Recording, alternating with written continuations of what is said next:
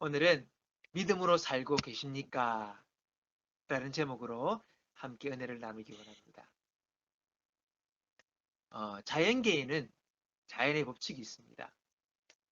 또 하나님과 사람 사이에는 영적인 법칙이 있습니다. 세상 법칙과 영적인 법칙은 다르지요. 세상 법칙은 상식, 합리성, 행위에 근거를 합니다.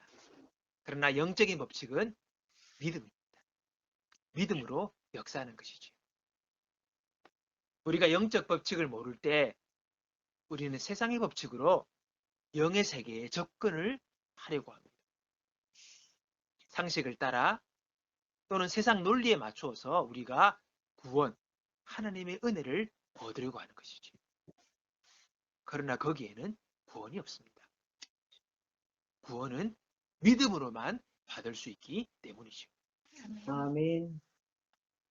이 믿음의 원리를 보여주는 것이 아버지와 자녀의 관계입니다. 자, 믿으면 상속자로 삼아주십니다. 여러분, 누가 상속자가 됩니까? 노력해서가 아닙니다. 똑똑해서도 아닙니다. 아들이면 되는 거예요. 자녀이면 상속을 받는 것입니다. 그걸 아셔야 합니다. 이재용이 삼성 부기자가 되었습니다.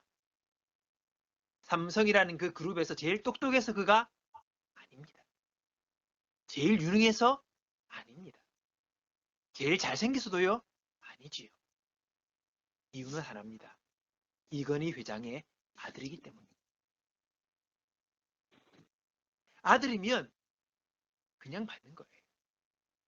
이걸 성경은 은혜라고 표현을 합니다.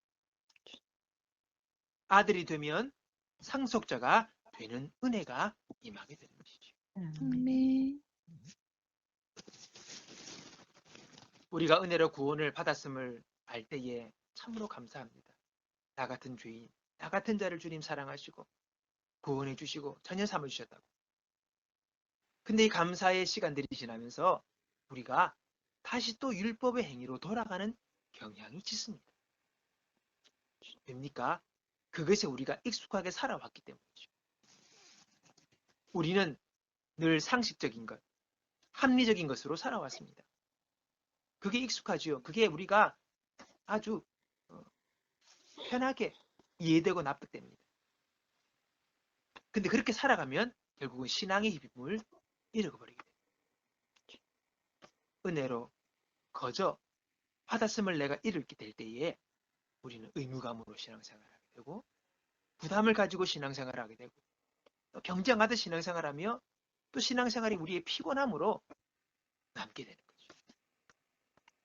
은혜로 구원받았음을 잊게 될 때 그렇게 된다는 것입니다.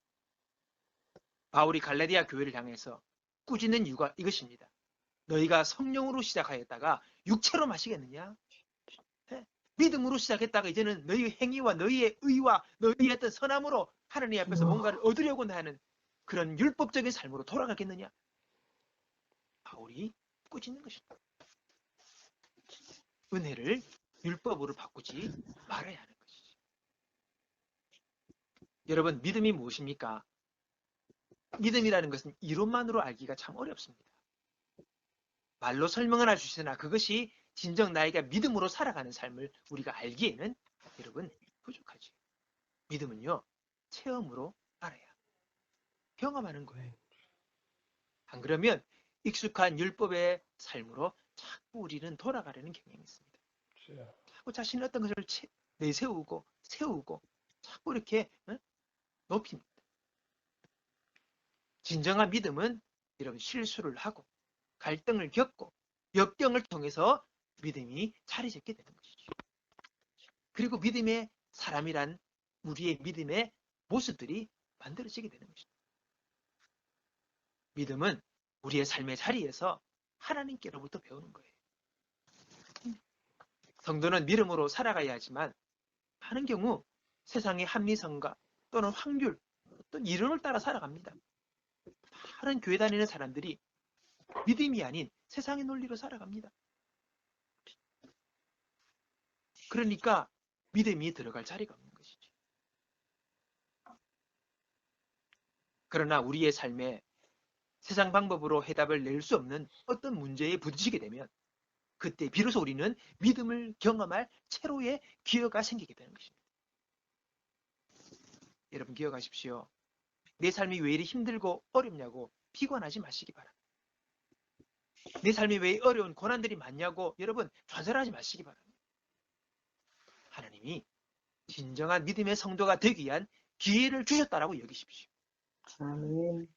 그래서 너희가 여러 가지 시험을 만나거든 기쁘게 여기라. 이것은 뭡니까? 너를 온전한 사람으로 구비되어 빚어지게 하는 하나님의 기회라고 야고보 사도는 우리에게 말하고 있지 않습니까? 할렐루야. 아멘.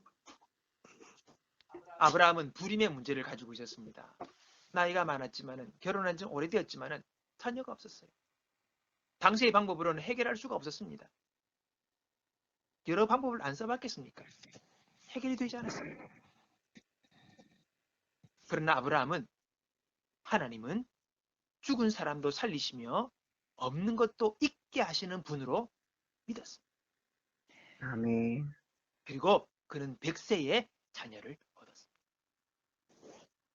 여러분, 그가 아무것도 모르고 아닙니다. 그의 몸이 죽은 것 같음을 알았습니다. 사라의 태가 죽었음을 알았습니다. 네, 나이가 들어 더 이상 기능할 수 없는 몸을 갖고 있음을 알고 있습니다. 그럼에도 불구하고 현실적인 방법이 없음을 알매도 불구하고 그래도 하나님을 신뢰했습니다. 그는 믿음이 약해지지 않았다고 했습니다. 끊임없이 주님을 바라봤댔습니다. 건강에 문제가 있고 재정에 문제가 있고 사업에 문제가 있고 삶의 현실적인 해결책이 보이지 않는 상황, 어떤 일들을 만날 때에도 하나님은 광야에도 길을 내시고 사막에도 강을 내시는 분임을, 죽은 사람도 살리시고 없는 것도 있게 하시는 분인 것을 믿으시기 바랍니다. 아멘. 하나님에게는 해결책이 있는 것이지요. 아멘. 그것 붙들고 살아가는 것이 여러분 믿음의 삶. 아멘. 내 여건과 환경이 내 몸이 죽은 것을 내가 느끼면서도 그러나 좌절하지 않고 믿음을 포기하지 않고 끝까지 그 하나님을 붙들고 나아가는 것. 그것이 바로 믿음의 삶인 것이죠. 당장 해결되면 좋은데 그것이 시간이 요하니 때로는 우리 마음에 믿음이 흔들리기도 하고 약해지기도 하고 풍파도 맞고, 하지만 그러나 끝까지 그 믿음의 삶을 걸어갈 때에 하나님이 응답하시고 그리고 그 믿음의 역사하신 것을 내가 체험할 때에 비로소 믿음의 사람들로 점점점 만들어지게 되는 것입니다. 아멘. 세상은 믿음을 모릅니다. 이성과 과학, 합리성의 세계에 갇혀 있기 때문에 우리 하나님은 말씀으로 세상을 창조하시고 지금도 이 세상을 다스리고 계시는 분이십니다. 아멘. 우리 하나님은 모든 것을 초월해서 역사할 수 있는 전능하신 창조주 하나님 아버지시기 때문이지요. 아멘. 우리 하나님은 세상에 갇혀있는 분이 아님을 여러분 분명히 기억하시고 아멘. 하나님을 신뢰함으로 세상에 믿음을 보이는 자, 주님을 기쁘시게 하는 자로 세워지는 저와 여러분 되기를 주님의 이름으로 축복합니다. 아멘. 우리 함께 기도하겠습니다. 시작. 아버지, 세상은 안 된다고 하고 길이 없고 없고 방법이 방법이 없다 없다 할지라도 할지라도 하나님은 가능하시다. 하나님을 하나님을 신뢰하고 믿음으로 승리하는 자 되게 되게 하소서. 예수님 예수님 이름으로 이름으로 기도합니다. 아멘. 우리 하나님은 모든 세상을 창조하시고 그 모든 것 위에서 다스리신 전능하신 주님이십니다. 오늘 주님을 의지하고 믿음으로 살 것을 고백하며 나아가는 이 시간 되기 원합니다. 다 같이 기도하겠습니다.